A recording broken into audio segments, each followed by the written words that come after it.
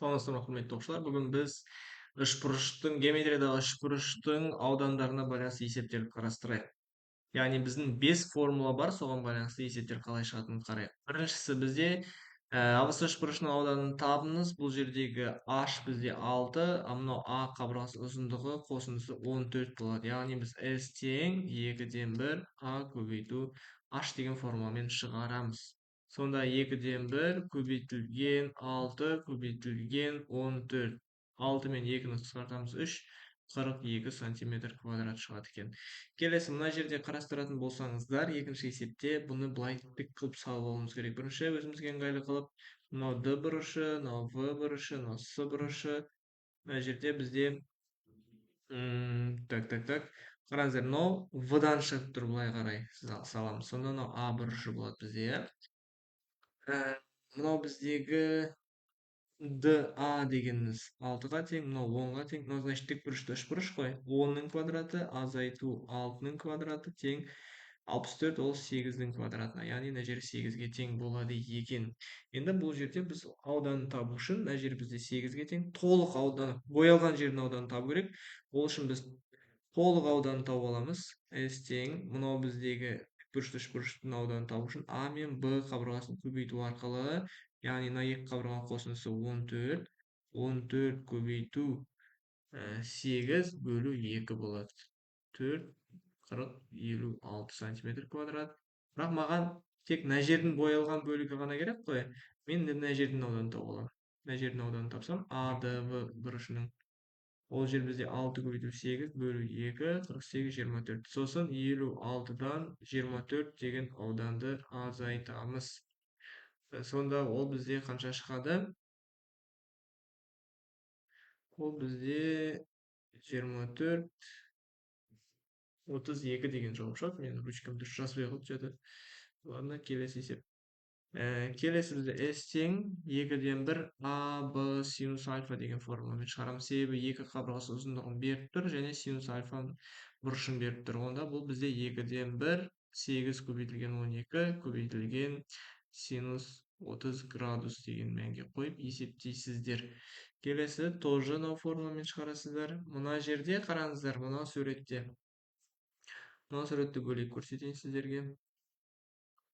Бұл жерде бізде тік бұрышты үшбұрыш сияқты, бірақ та доғал үшбұрыштың биіктігі, қараңыздар, мына бізде биіктігі қалай түседі? Бұның биіктігі бізде, мысалы, А бұрышының биіктігі дейтін болса, А бұрышының биіктігі бізде тік болып түсу керек қой, онда ол мына жерге шығып тұрады. То есть үшбұрыштың сыртында орналасады біздің биіктік, жақсы ма? Сонда бұл h тең нешеге тең? 8-ге тең. Яғни бұл жерде де біз a көбейтілген h бөлу 2 деген формуланы қолданамыз. Яғни табаны, мына ол табаны 6, ал биіктігі бізде 8. 6 көбейтілген 8 бөлу 2, 48, 24-ге тең болады екен. Келесі мына жерде қараңыздар, 2 бұрыш беріліп, қабырғасы беріліп тұр. Бұрыш А-ның косинус мәнін беріп тұр. А біз оны қалай синусқа айналдыра аламыз? Синус квадрат альфа плюс косинус квадрат альфа тең 1.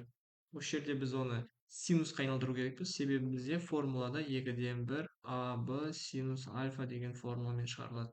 Оны синусқа келтіру үшін біз 1-ден азайтамыз косинус квадрат альфаны және түбір астына аламыз. 1 азайту 5-тен 3-тің квадраты түбір астында, ол бізде 5-тен 4 болып шығады. Енді осыны просто мәндерін қоямыз. Мына жердің мәнін беріп тұру бізге 5-тен 4 градусын емес, 5-тен 4-ні өзін қоясыңдар. 24 көбейту 15 көбейту 5-тен 4, сосын қысқартасыңдар. Қысқартқан кезде мәні шығады. Енді мынау бізге 3 қабырғасының ұзындығын беріп тұр. Бұл 3 қабырғасының ұзындығын білсек, біз S Герон формуласымен шығарамыз. P азайту A, P азайту B, P азайту S деген формуламен шығарамыз. Так, бұл жерде бізде сонда P дегеніміз, еще бұл жартылай периметр. A қосу B қосу S бөлінген 2. S тең, үшеуін қосам, бізде ол болады 28, 38, 42, 42-ні 2-ге бөлсем 21. 21 көбейту 21-ден 13-ті азайтам. Так, 21-ден 13-ті азайтам, 8 болады, 21-ден 14-ті азайтам, 9 болады, 21-ден 15-ті азайтам, 6 болады. Наоборот, мынау 7 екен, 21-ден 14-ті азайтсақ, мына жер 7 болады. барлығын көбейтіп түбірасына аламыз. Так, келесі есеп. G нүктесі абысы үшбұрыштың ауырлық центрі. Осы үшбұрыштың ауданын табыңыз дейді. Осы үшбұрыштың ауданын қалай табамыз? G нүктесі берілген болса, біз онда мына кішкентай үшбұрыштың ауданын табамыз Герон формуласымен. Және бұл G нүктесі болса, значит бұл медиана қатысты ғой. Ал медиана бар болатын болса, значит ол жерде не бар бізде? Ол мынау аудан мен мынау аудан тең. Толық үшбұрыштың ауданын табу үшін, значит сосын тапқан үшбұрыштың ауданын үшке көбейте саламыз. Келесі, мына жердің ауданын, толық ауданын тауып аламыз. Герон формуласымен S тең P минус A, P минус B, P минус C. Түбір астында. Енді бұл жерде қараңыздар. P дегеніміз бізде жарты периметр, иә. Оны ауызша есептей салайық. 10, қосу 8, 18, мынау қабырға 12, 30, сосын 12 бөлсем 15. 15-тен 8 азайтам 7 болады. 15-тен 10 азайтам 5 болады. 15-тен 12 азайтам 3 болады. Бұны да түбір астына аламыз. Бірақ енді бұл түбір астына шықпайтын сан болатын болса, 15-ті 5 пен 3-тің көбейтіндісі деп аламыз. 7 көбейту 5 көбейту 3. Мынау 3 пен мынау 3 9 болады, түбірден 3 болып шығады. Мынау 5 пен мынау 5 25 болады, түбір астынан 5 болып шығады, и түбір асты 7. Сонда 15 түбір асты 7. Бұл 15 түбір асты 7 жалпы үшбұрыштың ауданы ғой. Енді маған қараңыздар, бұл жерде мынау боялған бөліктің ауданын табу керек. Ол үшін не істейміз? Ол үшін біз мына жерде білеміз ғой, табаны мынадан 2 есе үлкен екенін. Яғни бізде общий 15 болатын болса, бір табаным x, екінші табаным 1x деп аламын. Қосындысы 15 түбір асты 7x, 7 болады.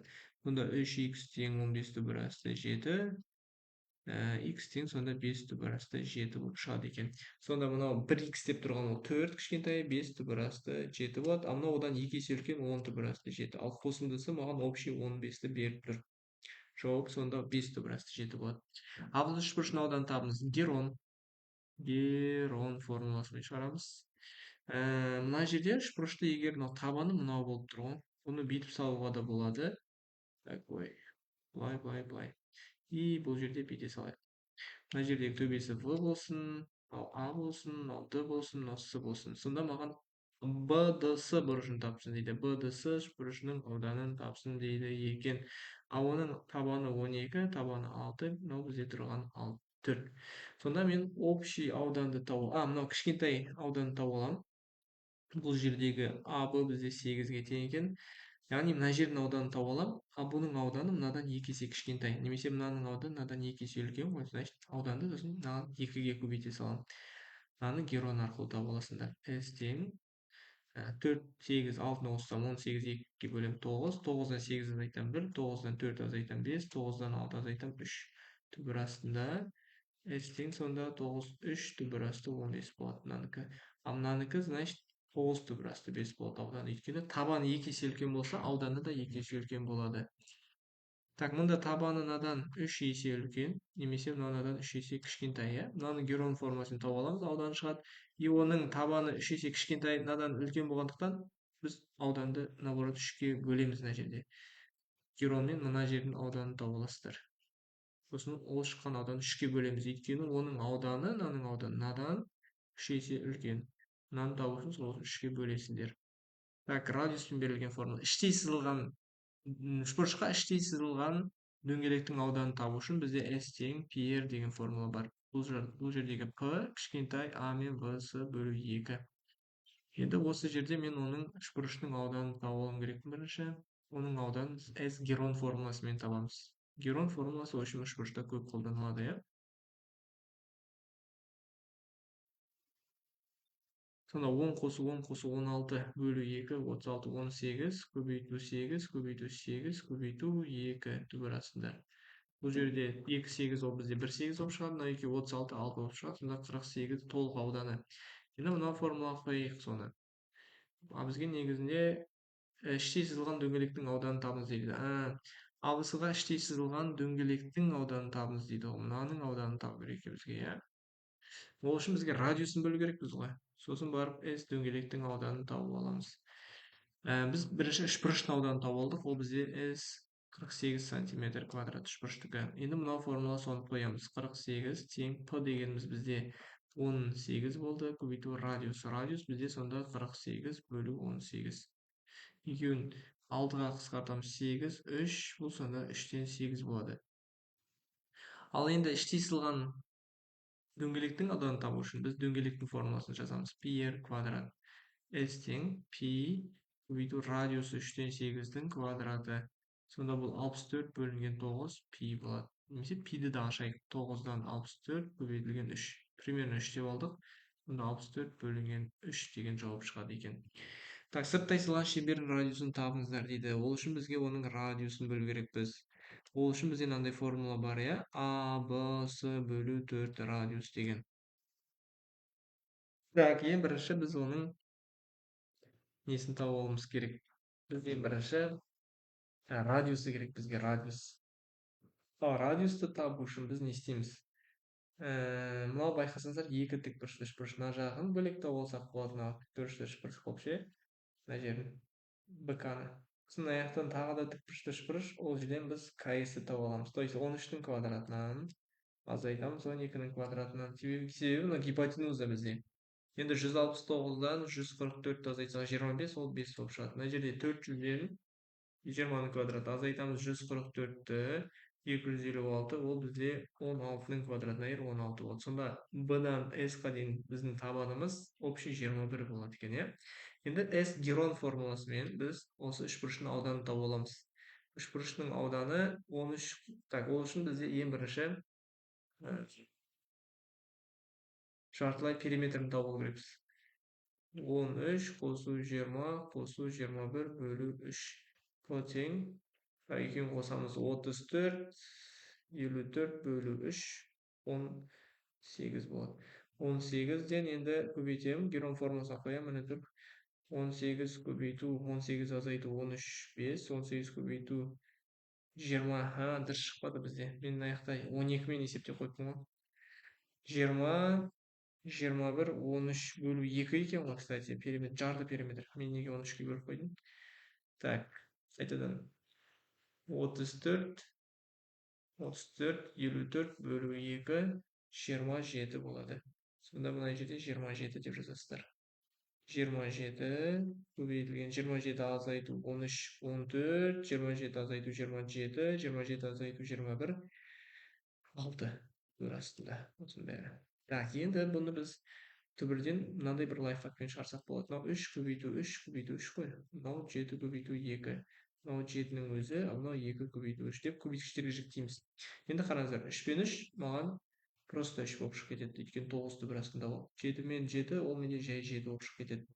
Так, 2 мен 2 ол жай 2 болып шығып кетеді. 3 пен 3 ол жай 3 болып түбірден шығып кетеді. Сонда 21 көбейту 6, бұл 126 түбірден болып шығады екен. Бұл бізде үшбұрыштың ауданы. Енді біз не істейміз? Үшбұрыштың ауданын білеміз. Енді бізге табу керек радиусын. Радиусын табу үшін мына формула қоямыз. Мына формула. Сонда 126 тең АБЦ дегеніміз 13 көбейту 20 көбейту 21 бөлу 4 көбейту радиус. Радиус пен 126 тура пропорционал болғандықтан орындарын ауыстырады. 4 көбейту 126 бөлу 13 көбейту 20 көбейту 21. Енді калькулятор немесе қысқартамыз. Так, давайте калькулятор қолдана салайын. 13 көбейту 20 көбейту 21 тең бөлу 4 бөлу 126. Ойбай, бөлінбейді екен ғой. Мұнда можу қысқартамыз. Так, 4 пен 20 қысқарады. 126 мен 21 қысқарады. 13 көбейту мына жақта 5, мына жақта 21 3-ке қысқартса 7, мынаны 3-ке қысқартсақ 42 болады. 42 мен 21 қысқарады. 1, мұнда ол 52 екен қысқаратын. Так, 42 мен 7 қысқарады, кстати, мына жақта 6 болады. Сонда 6-дан 65 болады біздің радиусымыз. Енді ғана барып, біз радиус тапқаннан кейін жаңағы пи квадрат деген формулаға қоямыз. S тең бізде, мына жақта мен суретім тұр екен ғой, кстати, иә. Мына жаққа жазайын. S тең пи квадрат тең пиді 3 деп алайық. 6-дан 65-тің квадраты. Осыны есептесеңіздер, біздің шеңбердің толық ауданы шығады 3 көбейту 36-дан 65-тің квадраты. Сонда 65-тің квадратын бөлесіңдер 12-ге. 65-тің квадратын 12-ге бөлсеңіздер, шеңбердің толықтай ауданы шығады екен. Аяқларыңыз кішкене сығылсам симай кетті.